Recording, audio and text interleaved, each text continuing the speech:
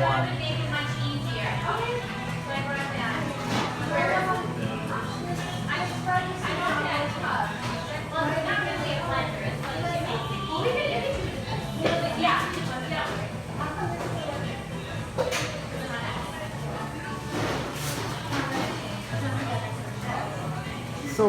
So we have a drink named the Trumptini, which I'm sure you would appreciate because I feel as if Friday, no matter what side of the aisle you're on, you're going to want to need a drink.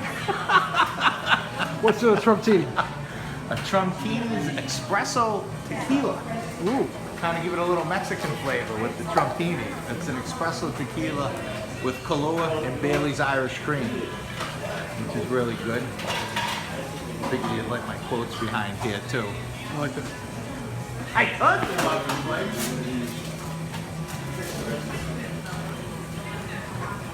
See the names of this after different drinks. We have the nominee, the activist, the constituent, the roll call. Exactly. Precinct 88. Sorry for the hustle bustle. We're getting ready to open in an hour for a friends and family type thing. So this, Walter, you get a kick out of this. This is when Lyndon Johnson flew into Worcester Airport to give the commencement address in 1968 to Holy Cross. And to the right, which is very ironic, you remember former Mayor Mullaney? That's him on the right. He's still alive today. Chuck Peabody, the governor. And my favorite character is the guy in the middle, because it looks like everybody's here to greet him. He's a Worcester photographer. I don't know who he is, but I don't. Ted Kennedy speaking at the Worcester Chamber of Commerce at the Worcester Marriott. You see a picture of South Boston St. Patrick's Day, which I love because it's kind of got a little bit of everybody. I'm fortunate enough to be in there. Mitt Romney, Stephen Lynch, Gino Flaherty, who's now the general counsel for Boston, Mayor Marty Walsh, John Kerry, and of course Tom Menino, the mayor. Yep. Now this character over here, Walter, is the late great James Michael Curley. And you probably remember the story about him. He got re-elected from jail. He was 36. Yes, very good, Donnie. I'm glad somebody knows their political history down here. He was re-elected. He was incarcerated for taking a civil service exam for one of his constituents. And this is an ironic photo. These are 3 Worcester City Councilors that all became mayor of Worcester. And this is the first female mayor in the history, Sarah Robertson. That's right. And who was that dashing young fellow to the right guy, Glodis? Jeez, I think that might be Ray A Mariano. little bit like Ray Mariano. The only time I've seen him in his career when he wasn't talking. That might have been the only time.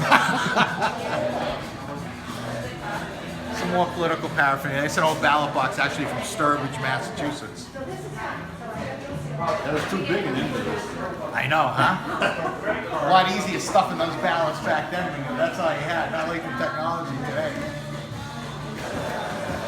So let me. I'm gonna close this just so we have a little privacy. So this is an original ballot when John F. Kennedy ran for president in 1960. It's an original. It's not a duplication. It's not a sample ballot. It's a real ballot. How'd you get some of the stuff? Well, there's a law in Massachusetts that you have to keep 3 ballots. Okay. One of the town clerks had 5, and I was kind enough to know him, and he gave me one. This is the night my dad won in 1979. It was a special election. And if you'd be so kind as to point out the young man. Yeah, the chubby little redhead. Yeah, that would be me, my grandmother. My mother, who's still alive and is coming in a little while, she just turned 78 yesterday. But most of those people have passed away. But it's but I remember that night, which is really kind of ironic. How old were you then? I was about 12 years old. 12 years old, maybe 11. Yeah. So I got a picture you're gonna love down here. I want you to check this out. Well, first I'll show you this. These are all the.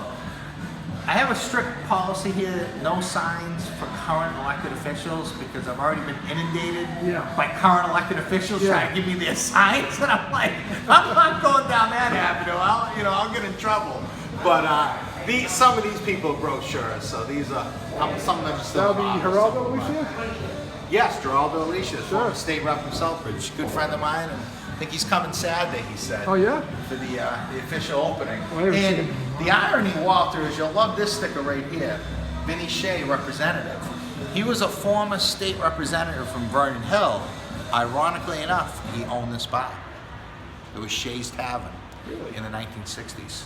He was the state rep from Vernon Hill. And some of these races are just famous in lore with Worcester County politics. Paul Pizzella when he ran for sheriff against Teddy Herman, and some really interesting things.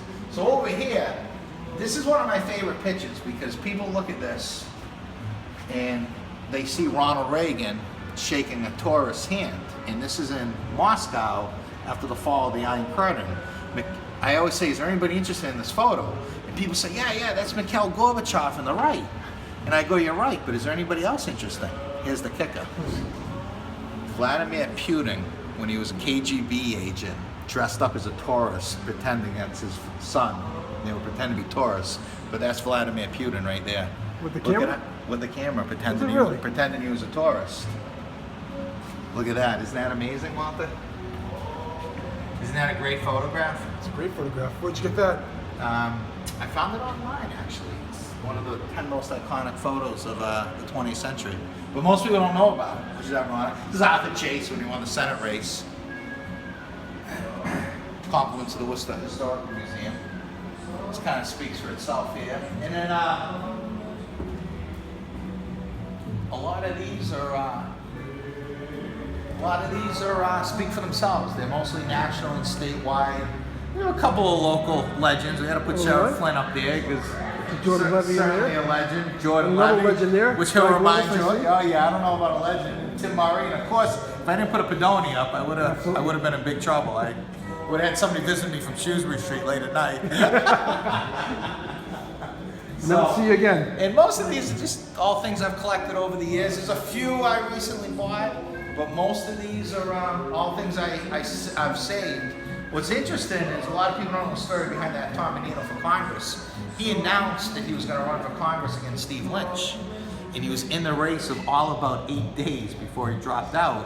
And he only had about 100 signs made up, and he audited his supporters to ruin them, to get rid of all those signs. Really? So I have a friend that just retired from Boston City Hall who kept it, and despite the wishes of Mayor Menino.